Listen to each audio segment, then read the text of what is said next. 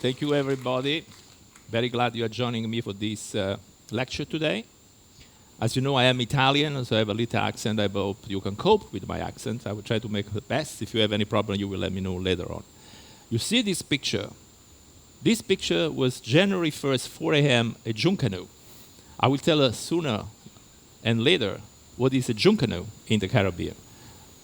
How many of you have been around the Caribbean in the last few years? All of you? No? Some of you, it's the first time in the Caribbean?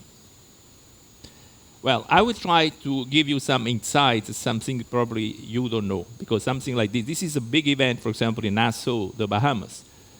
It's really a big event. They do every two times a year. However, before, let's frame what is the Caribbean, because there are a lot of controversial definition of Caribbeans. Let's be clear. One thing is the Caribbean Sea, which is the Caribbean Sea. Then there are the Caribbean island, which is this area, the Caribbean island. And then there is the green one, which is the Caribbean region. As you see, is a little bit of southern Florida at the Keys in the Caribbean region. So when we talk about the Caribbean, we are talking about this wide region. Of course, everybody of us has in mind that the Caribbeans are the islands, but also the north of South America, the north of South America is part of the Caribbean. Now, why, we celebrate the Caribbean because there is a diversity. There is a huge diversity in the Caribbean. And I would like, before we get into this diversity, to give you what is the situation in the Caribbean. In the Caribbean, there are 13 sovereign states and 17 dependent territories. So already you understand the melting, because if I show you next picture, it's complicated to read, but give you an idea. All the countries which are part of the Caribbean, and what is the political status. Some of them are territory of the United Kingdom. Some others are part of the British Commonwealth. Some other one are French territory. Some other one are Dutch territories. And some are independent country. So already you understand that right now it's a complex diversity in the Caribbean. Once we move to the languages and dialects of the Caribbeans, again, there are 6 official languages in the Caribbean. The Spanish, the French, the Dutch, the English, the Haitian Creole, and the Papiamento. The Papiamento is the Portuguese Creole, which is a blend of Spanish, Portuguese, and Creole. So this is the situation right now. But what happened in the Caribbean? About what we know from history, that about 200,000 years ago, already have been found artifacts in the Caribbean that people were living in the Caribbean. And we have to understand who were these people. Actually, these were the South American seafarers that they were moving north and they were moving to the highlands. And these were the first invaders of the Caribbean. And why I'm telling you this? Because we see that even today, something of these people are present in the actual Caribbean. So this was the situation of the indigenous Caribbean homelands. As you can see, there was a migration age in 6,000 years ago, which is from the Yucatan, which is part of Mexico. The Lucayan, this area here, this is called the Lucayan Sea, even now, which is the Atlantic Sea of the Bahamas. The Bahamas, even if they're part of the Caribbean, they don't touch the Caribbean Sea. Then there were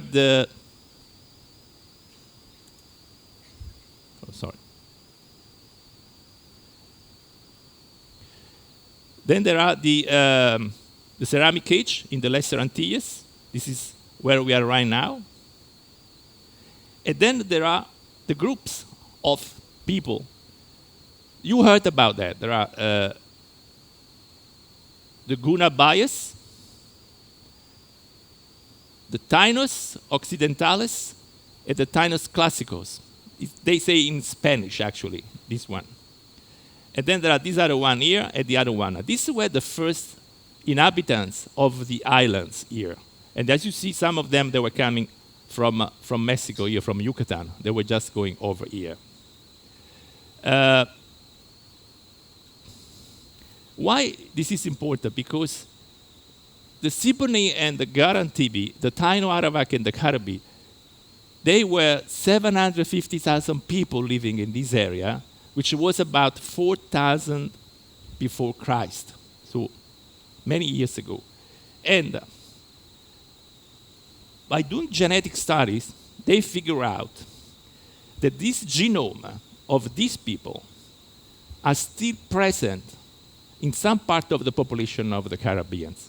So some of these genes have been kept for 6,000 years until today. However, why they became a melting pot? Let's just briefly going back when the islands at the Caribbean were discovered. The history tells us that in 1492, Columbus, which was an Italian, I don't know all the story, he came over on the name of the Kingdom of Spanish, and he started the colonization. Then in the 1600, the British, the French, and the Dutch, they took over part of the Caribbean from Spain. Then in 900s, the US gained control over some Caribbean territories, like Cuba, Puerto Rico, and so on. So what was the result? It was a blend of native Caribbean and European cultures, because even American culture was based on European culture at that point. So after Columbus came, he started a huge trade between the two continents, from Europe and all the discoveries of the Spanish. I'm not going over all the issues they had with the Portuguese kingdom and with the Pope, because at that time the Pope was playing a big role. So after so many years, there was a European colonization. And I show you briefly here what is the situation now in a different map of the one I showed you before, where you can see the different flanks and the different influences. However, what was at that time, for some reason, the Europeans believed that the Africans were the right people to work in the Caribbean. So they started the slave trade. And they uprooted millions of Africans from Africa to the Caribbean, a little bit to North America, and a lot to South America as well. To Europe, all is only 7,600 people. So most of the slavery were shipped to America in the general sense. This gives you an idea of what was the situation, for example, in Dominicana. There were the African slaves with the wealthy people coming from Europe, and this was in a line in the market. What were the numbers at that time? And the slavery and the Africans have an important impact on what is the diversity these days of the Caribbean. Portugal, they had about 4 million slaves. United Kingdom has about 3 million. France, about 1.3, and so down. So there were millions of these people that were shipped, unfortunately, to work into Caribbean islands.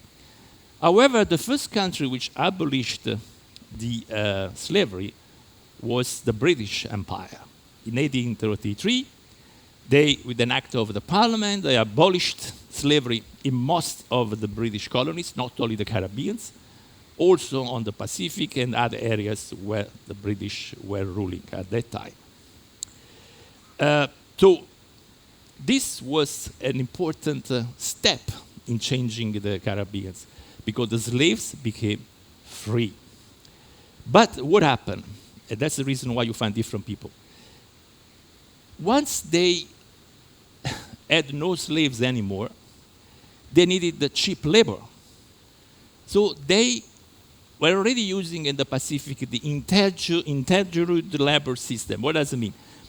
There was a sort of paid slavery, I would say, this day. They were paying a small amount of money, particularly to Indians, people from India, and from China. Not the Indians like we believe from North America, the Indians really from India and from China. This is the reason why you find, when you go around the Caribbean, you find a lot of Indians and Chinese people.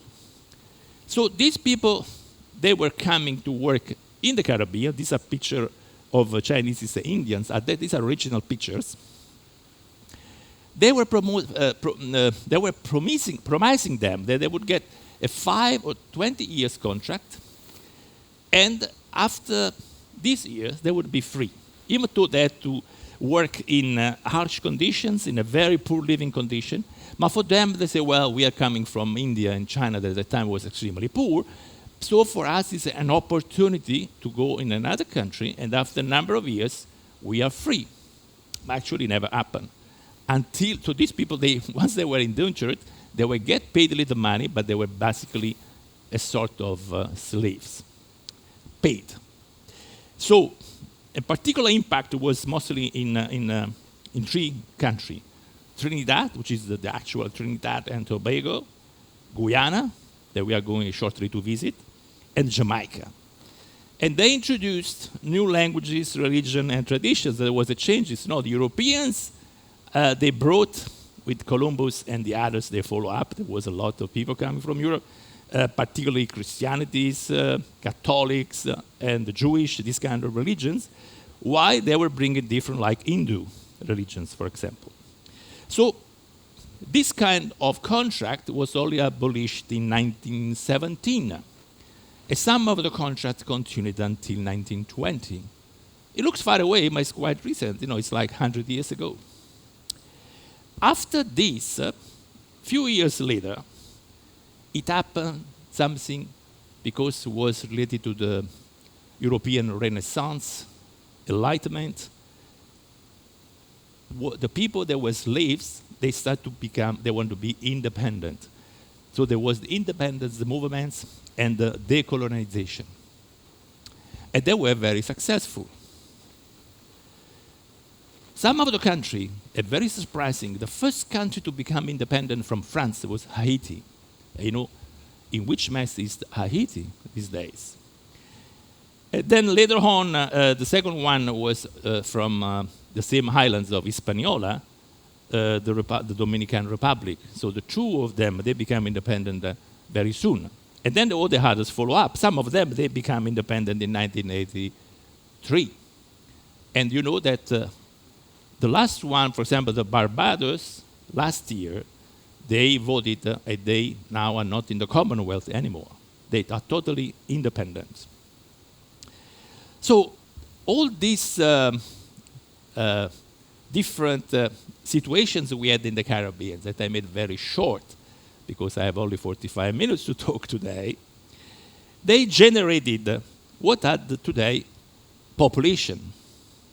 So definitely in the Caribbean, as you have seen today, probably with your tour guide, they have a distinct African heritage.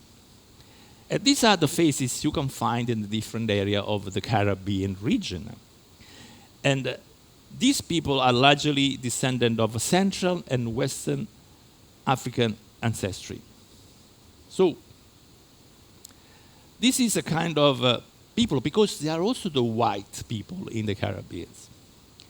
Some of the white people from the Caribbean, they came, of course, some of them, they are the leftover during the slavery. These are the people that were ruling the slaves.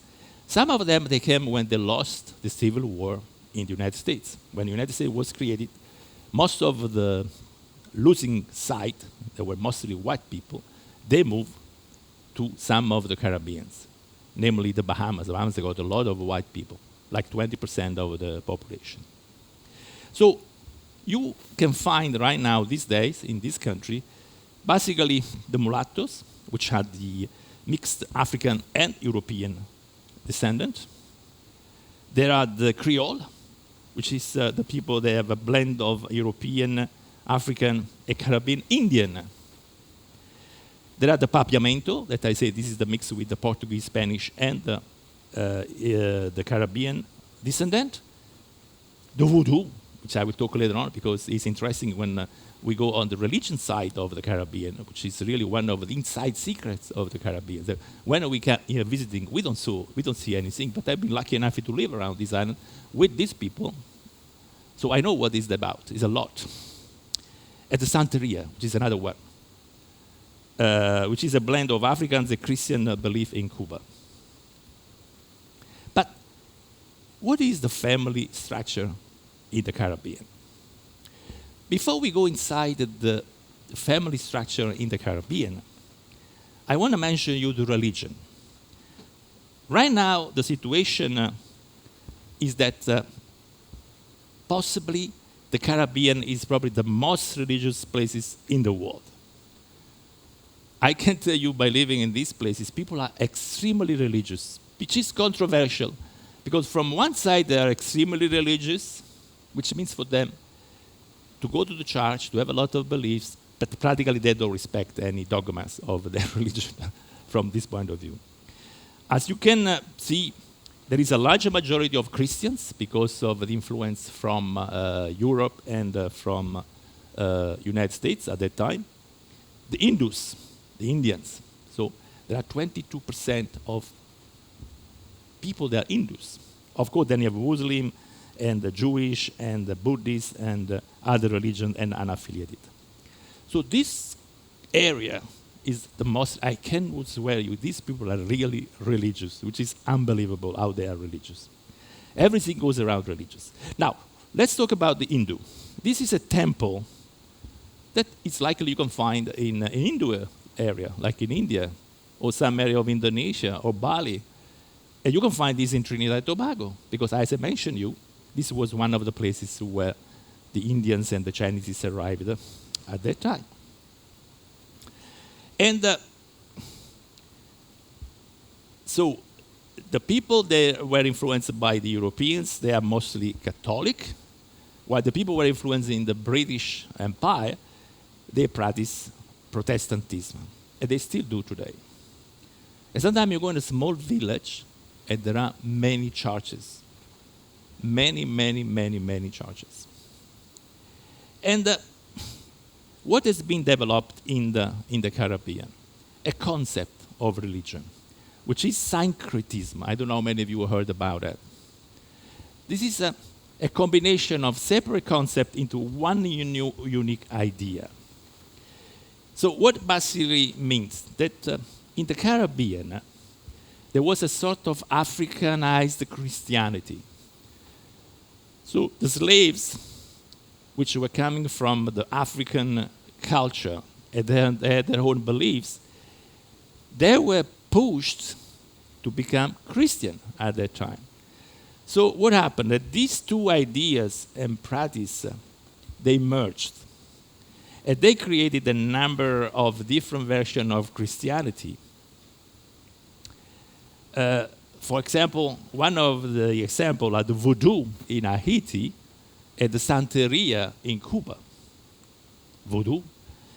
What is voodoo? You know, in most of the religions, you can believe in God, but you cannot communicate to God. So, why the African coming at that time, they could communicate with God. So what happened? They say, okay, we are Christian, but we want to communicate with God. Voodoo is the tool, is the mean to communicate with God. That's why it became so popular. But you don't see it. If you come here, you visit, you don't see voodoo, but they do a lot of voodoo. Because voodoo is the way to communicate with God. And they have different God. If I can make a synthesis, the Caribbeans could be 90% Catholic, 10% Protestant, and 100% voodoo. And they are serious voodoo. So what they do in voodoo? They create the leva. The leva is the spirit of voodoo. It's a voodoria. So they create a number, how's it work? A number of gods. These are a few examples. They create this God. And they believe that this God is the tool they communicate with God, that they can ask a favor. What can be a favor? A miracle. To make a lot of money. Caribbeans like to make a lot of money, like everybody else in the world. Or maybe a health problem. Or maybe the daughter to be married with the right man, and so on. So, but how does it work? They have ceremonies. One of the ceremonies they do, as you see, this is like the baptism, right, in the Christianity. They go in the water. There is a sort of priest who is celebrating. Usually it's a couple. It's the husband with the wife. They develop a voodoo church. And so they go in the water and they ask one of their gods to satisfy, to make a miracle of what they are asking for. Because they are communicating directly with God. It's really a very powerful spiritual tradition in the Caribbean. And what they use, or they do in the water, or they use skulls, sardines, and gunpowder smoke. Because they have to create, they have to impress the people to believe that their community is God. You know, you see the fire. So there is a lot of belief. Now, if you would be working around the Caribbean, how you can recognize a voodoo church? I give you one example. This is one of the churches I visited. It's just a small barrack. As you can see, they use also some religious sign, like they put the Madonna, and they put some other thing to respect. So they are Christian voodoo people. And these are some of the celebrating priests that you can find in the different voodoo churches. I mentioned before that there is also Santeria, or what does it mean? It's the way of the saints. This goes back in the 1200 beliefs in Italy, where a crazy guy, an apostolic guy, he believed that the way to communicate with God was with the saint. But then he was banned. You know, at that time there was the Inquisition, so this stopped over there. But in Cuba, they renewed it during the Cuban Revolution. And they called the regla the Ocha, the regla Lukumi or Lukumi. So this is another diaspora between the African beliefs and Christianity. So basically what they believe, that they don't venerate God, they venerate the saint. And the saint, so this is my saint, and the saint will talk to God so I can get the miracle. And this is really, actually the people believe that this is the official religion of Cuba, which is not. Because the official religion of Cuba is Catholic, but our body is Catholic. Everybody is Santeria, is Lukumi. Maybe you heard about that. But there is even more. This is more Africans. This is called Obia. This is usually, you can find this in Trinidad, Jamaica, and the Bahamas, and a number of other Caribbean countries. This is based on the ancestral healing and spirituality of Obia. Obia, they use these birds to sacrifice this bird to achieve what they want. This comes back from the old Egypt, which is part of Africa. So, this gives you already an idea how mixed and complex is the religion, and how the culture, religion influences the culture. There's no way around. And that's the situation in the Caribbean. There is more than that. I made it simple. But then, at a certain point, it started the migration. There's a lot of migration which happened, which is going on right now. There is the internal migration, and there is migration to North America and to Europe from the Caribbean. Also, because some of the Caribbean islands are part of the United States, some other are parts of some European countries, so for them it's easy to go, just you go because you have the passport. Some others, they try to get the visa to stay in these countries. This other slide gives you an idea of the number of the size. You know, the dimension of this give you the size. Of course, the biggest migration has been toward the United States, and as you know, from Cuba, most of the immigration was to Florida as well, to Miami. As you know, we are the tourists visiting the Caribbean. Now, maybe they told you that the GDP of this island is 75% comes from the tourists, which is not totally true. The best performing countries, they are about 25-30% of the GDP with tourism. One of the point which is weak for the Caribbeans, that before they were relying on the empires, the Spanish, the British, the Dutch, the French, they were ruling the countries, they were exploiting mostly sugar, and then the rum and so on, and now they're living only on tourism, so everything, particularly food, is imported to the Caribbean islands, which makes the cost of living awful. Cost of living in the Caribbean island is awful. They have a custom to do this around from 50 to 100%, and then they have another tax, which is the VAT. They take from Europe. VAT is like the taxes you have in the U.S. states. It's about 10, 15, and 20%. So the cost of living is, and they don't have agriculture. Even if they tell you they have agriculture, I tell you they don't have agriculture. The production of agriculture they have is just for one family. You're going to have some potatoes, some tomatoes. But what they have a lot of chickens. Because, and then I go on the food. The most important food for the Caribbean is the chicken, not the fish. Why? Because chicken is much easier to eat than to go fishing out there. But what is a typical meal? So, as I mentioned, the structure of the family is very important. Food is an important aspect of the Caribbean family. Maybe you know, the typical food is based on these three things. So you have the veggies, you have the proteins, so you have all the elements, you have the veggies, the carbs on one dish. And what is important for them is that they have to prepare, the family has to prepare the food all together. This is for the traditional Caribbean families. And I tell you, it is seriously like that. Another important aspect I learned from the Caribbeans, you know what the good workers? The women. The women are the hard working class people in the Caribbean. And the men are more the boss, so he stay around, he hang around, and he go for a drink, he smokes, and that's what he does. So this is a picture I took from a family. You see, the grandma is cooking with the grandchildren and the daughter, which is a typical one. Then when they eat with the family, before eating, most of them, they have a small pray. They pray a little bit before starting to eat. So, making short, what are the influences on the food from the Caribbean?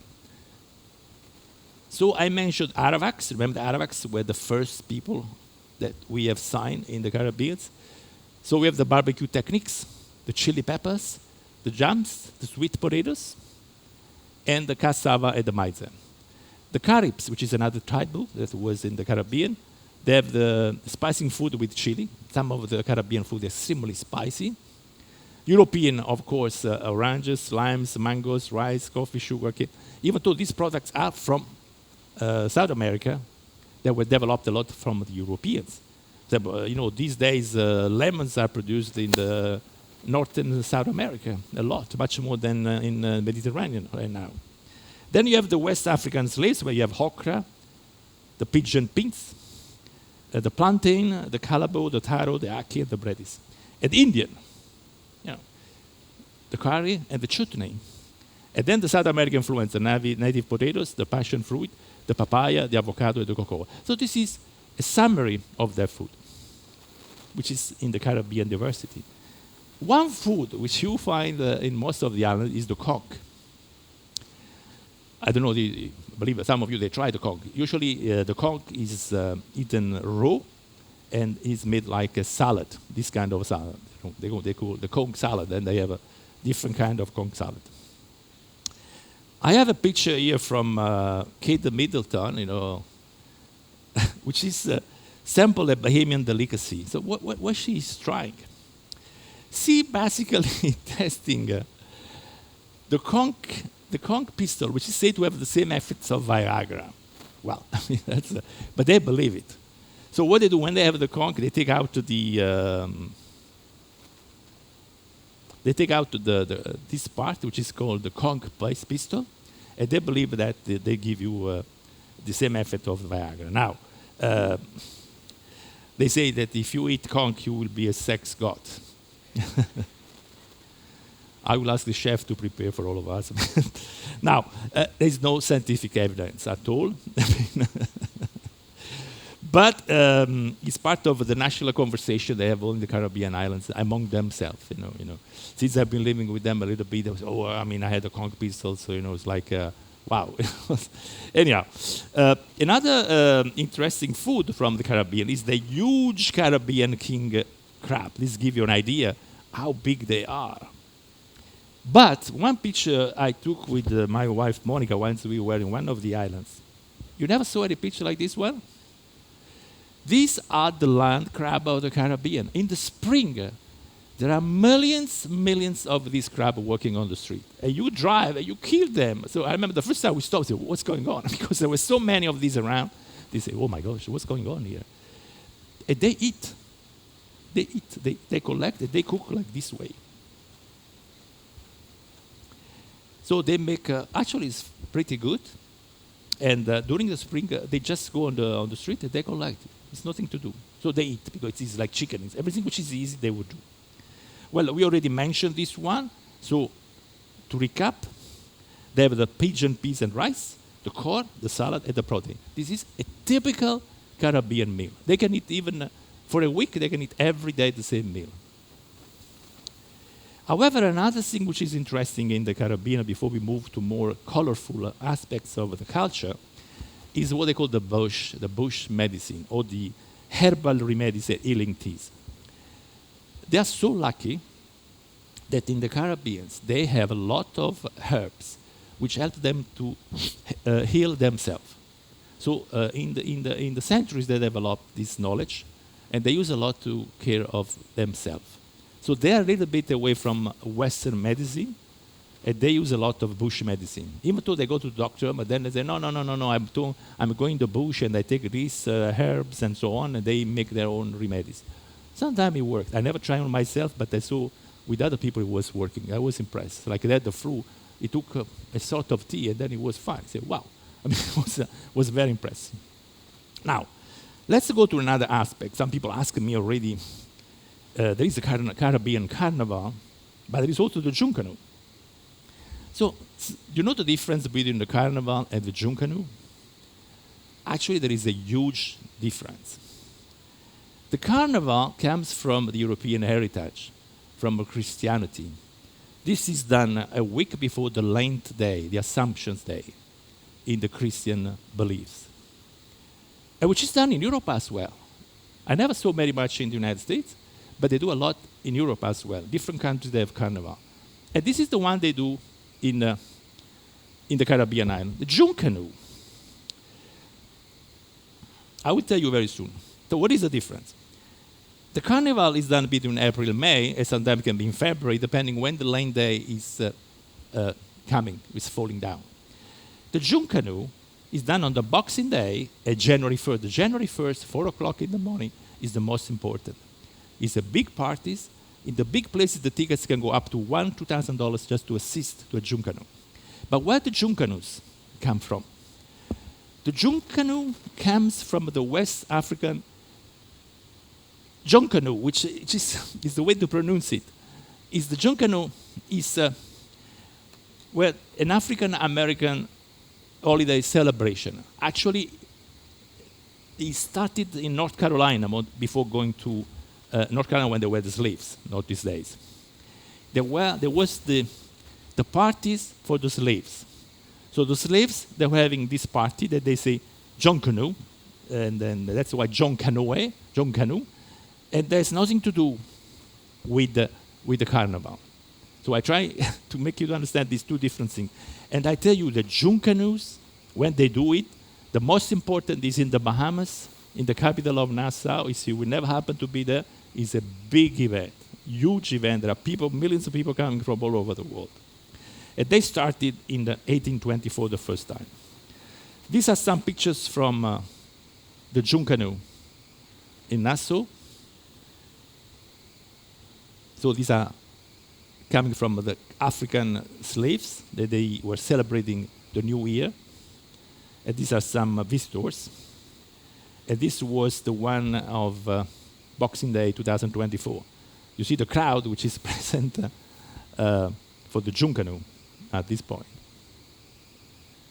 I have to be frank, it's something which is extremely, you have to be extremely careful because there are too many people. It's a large area, but if you get 200,000-300,000 people in that area, if you've never been in the main road downtown Nassau, it can be quite dangerous. They put seating, of course, but it can be quite dangerous. I'm not going to talk about music because there will be another lecture that will talk about Caribbean music, so I leave to her, that will be Angela, so I'm not going to talk about music. Usually I speak also about the music of the Caribbeans, but not this time. However, I would like to touch something different. The dance. What are the dance that they are in the Caribbean? You know most of them. It's the salsa, the merengues, and the bachata. These are the most well-known dances of the Caribbean. Where these dances come? The dances come always from the slaves, that they start to develop this way to have some fun when they had some free time during their time.